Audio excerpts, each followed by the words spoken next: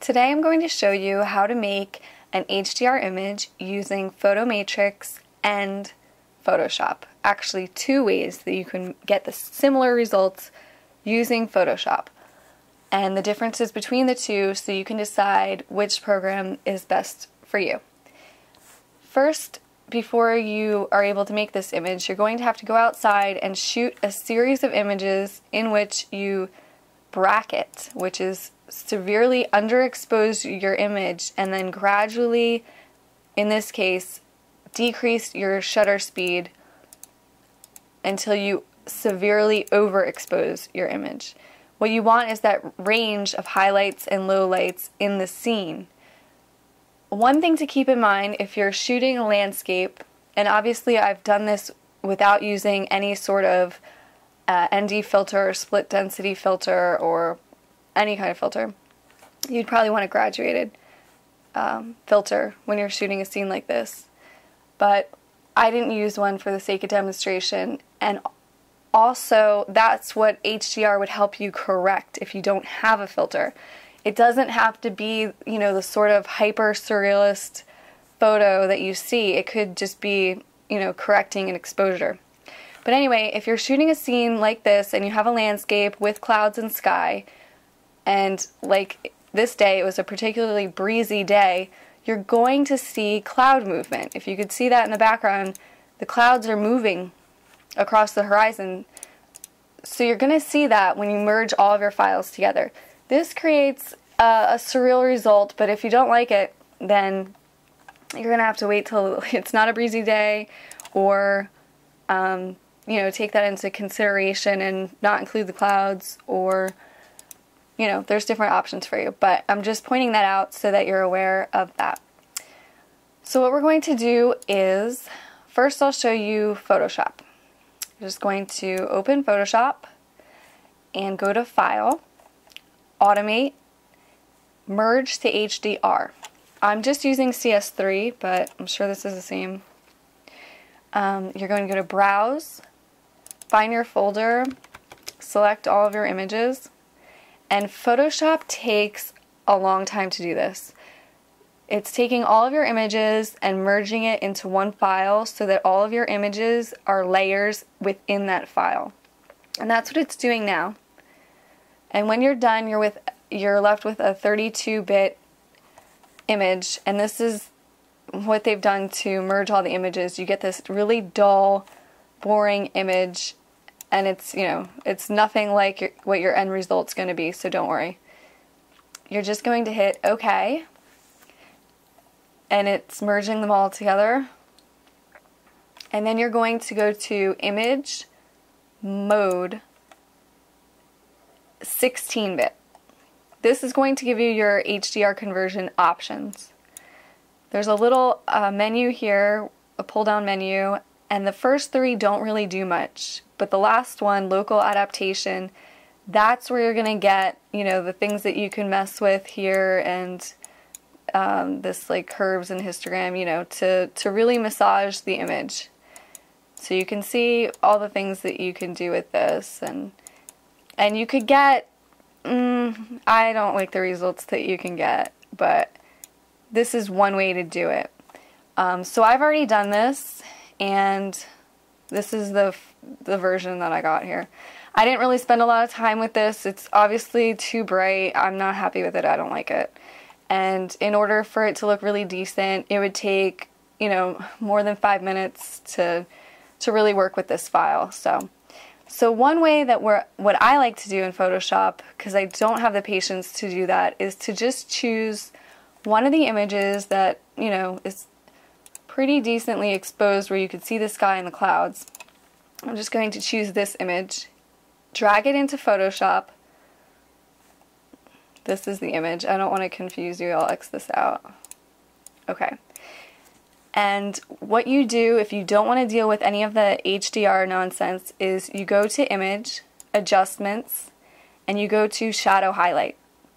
And as you can see, this already sort of looks HDR. And you just kind of mess with these options here in Shadow Highlight. If you want more options, here you can mess with the highlights. And one thing that HDR you can tell it's an HDR image is there's kind of like this burnt highlight around lines in your image. Some people like that. But that's like a clear giveaway that somebody either messed with an image in Photoshop or is trying to make HDR. So you just kind of mess with these options, which I've already done. And this was one of the results. And here's another. This I messed with the saturation and kind of desaturated it a bit. And this looks like an HDR image. And it's a single image, so obviously the clouds are still because it wasn't merging all of those files together. You kind of have like that little halo effect, you know. This one wasn't as dramatic, but this really looks like an HDR result with a single image just using shadow highlight, which is the easiest way until you meet PhotoMatix. So I'm going to start up PhotoMatix. I'm just doing a free trial, so you'd have to buy this. Otherwise, when you output your image, you get these big, ugly watermarks and you can't use them. So you go to Load Bracketed Photos. You just select Browse and highlight all of your images. A good thing about PhotoMatix is if you've accidentally taken the same exposure twice, it'll tell you, but that's okay. With Photoshop and PhotoMatix, if you've used a tripod, you don't have to align your images. It's just going to take longer, and if you're using a tripod, it's already aligned. So we're just going to hit OK. And it puts together all of your images much faster than Photoshop. I think. Maybe not, right? So here's your image. If you've edited anything in PhotoMatix prior to this image, it'll save all of your settings. So this is obviously my end result. But there's all of these presets on the side.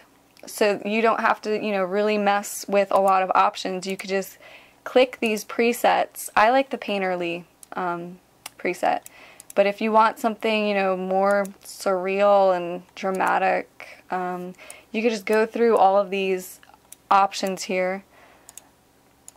But the one that I liked was Painterly. And there are a lot of options. You could hide all of these options if you just want to keep it simple. You just kind of mess with this and you can make it a little monochromatic. That's also a very popular thing to do with HDR images, is to desaturate the color. It kind of gets this, you know, more dramatic effect. But what I like in the more show more options is this 360-degree image, because when you're shooting outside, you know, obviously I had a like a little shade thing on my lens, and I've got these little vignettes in the corner, so we want to get rid of those. And you just click this 360-degree image and you get rid of the vignetting on the sides here. So this was very easy to do, and then you're just going to hit process. But because this is a free trial, this is what's going to happen to your images. You're going to get all of these you know, watermarks here.